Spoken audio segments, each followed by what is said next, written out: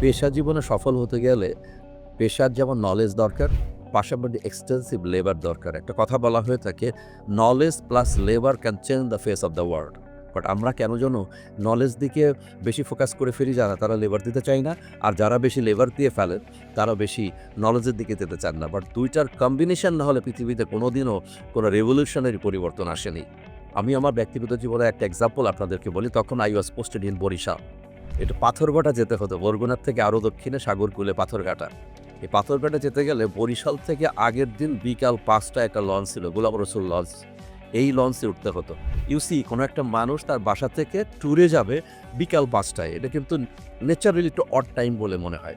But আমি লাঞ্চের পরে সব কিছু গোছগাছ করা শেষ, চলে গেছি লঞ্চে। এই লঞ্চ পরদিন সকাল ৮টায় পৌঁছেছে পাথরঘাটায়। পাথরঘাটায় নেমে কিছু বাজার করে লঞ্চের ছেলেদের হাতে দিয়ে দিতাম আমার বাসায় দেওয়ার জন্য। Then I started working. কাজ করে দেন ওখান থেকে বিকালে চলে আসছি বরগুনায়।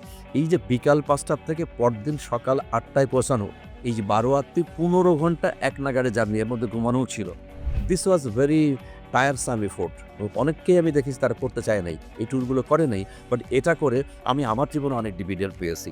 সো শুধুমাত্র নলেজ এবং লেবার হলেই যে পৃথিবীতে অনেক কিছু হয়ে যাবে, এই বাণী দিয়ে আমি চলে যাবো তা না। আমি আমার জীবন থেকে একটা এক্সাম্পল আপনাদেরকে বললাম যে I did that for long years together আমি এটা করেছি। I believe you will also get result.